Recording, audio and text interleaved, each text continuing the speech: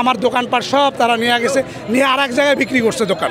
20 লাখ টাকা সে ঘুষ নিছে, ঘুষ নিয়ে আমার দোকানটা অন্য জায়গায় সে দিয়া দিছে ভাই। আমরা উনার পদত্যাগ চাই, প্রথম কথা। দ্বিতীয় কথা, আমাদের ভাড়া কমাতে হবে, কারণ আমাদের ভাড়া 28,000 টাকা ডিড কপিতে লেখা, বাট নিচে এভরি মান্থ 4 লাখ থেকে 3.5 লাখ টাকা শুধু একটা ব্লাইঙ্ক কাগজে লিখে দেয়, হাতে লিখে দেয়, ওনাদের কোনো ডকুমেন্টে লিখে দেয় না।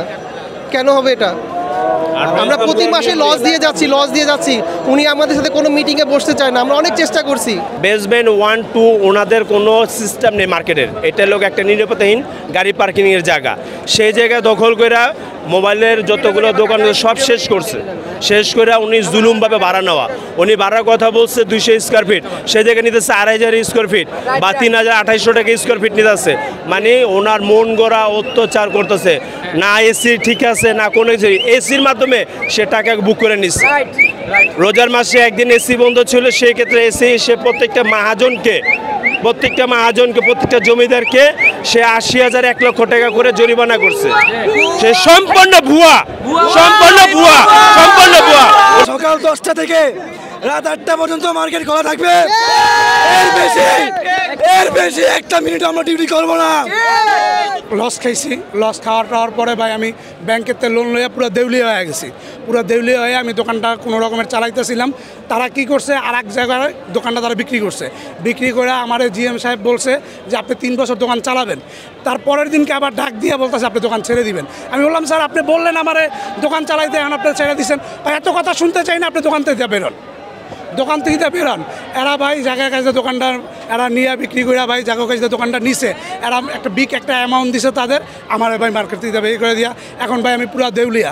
আমার কাছে ব্যাংকে টাকা ভেবে আমি ব্যাংকের লোন লইয়া এই ব্যবসা করতেছিলাম ভাই। এখন আমার দোকানপাট সব তারা নিয়ে গেছে, নিয়ে আর এক জায়গায় বিক্রি করছে দোকান আর এক জায়গায় বিক্রি করছে। এদের একজন কর্তৃপক্ষ ছিল মঞ্জু সাহেব। এই মঞ্জু সাহেব ভাই আমার দোকানটা নিয়ে অনেক খেলা খেলছে।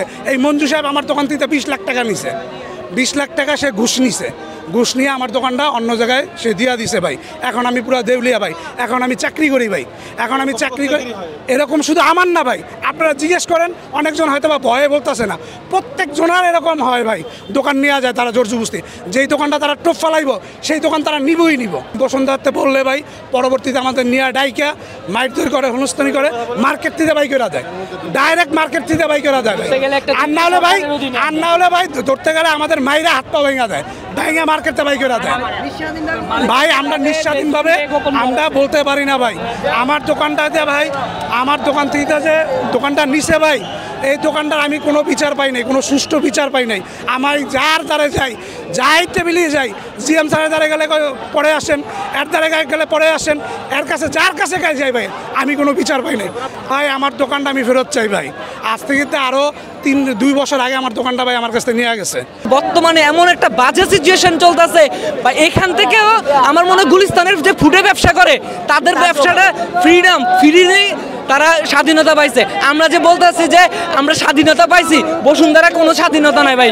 আমি একজন স্টাফ হিসেবে বলতেছি যে সবার পক্ষ থেকে বলতেছি, সবাই আসলে মুখ খুলে বলতে পারে না। বর্তমান যে ইনচার্জ আছে ওনার কোনো রুলসে নাই, উনি একটা ম্যাথ, আমার মতে পাবলিকের মধ্যে একটা ম্যাথ, ওর নিজের মন করা একটা ভাই। জেলখানারও একটা রুলস আছে, এখানের কোনো রুলস নাই।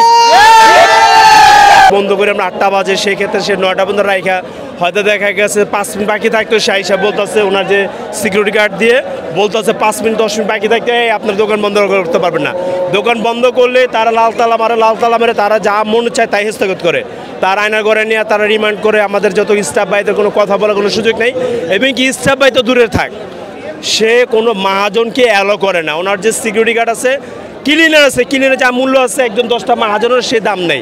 রাজধানীর বসুন্ধরা সিটি শপিং মল, আপনারা দেখতে পাচ্ছেন এখানে যে বসুন্ধরা সিটি শপিং মলের যে কর্মচারী এবং দোকান মালিকরা রয়েছেন তারা আজ সকাল থেকেই রাস্তা অবরোধ করেছেন, এবং তারা এখানে যে মালিক সমিতি রয়েছেন তাদের বিরুদ্ধে বিভিন্ন ধরনের অভিযোগ দায়ের করেছেন। এসব অভিযোগের মধ্যে তারা বলছেন যে এখানে যে কর্মচারীরা রয়েছেন তারা বলছেন যে তাদের যে ডিউটি টাইম সেটা সকাল 10টা থেকে সকাল রাত 8টা পর্যন্ত থাকলেও এখানের যে মালিক সমিতি রয়েছেন তারা সেটি রাত 10টা পর্যন্ত করে রয়েছে।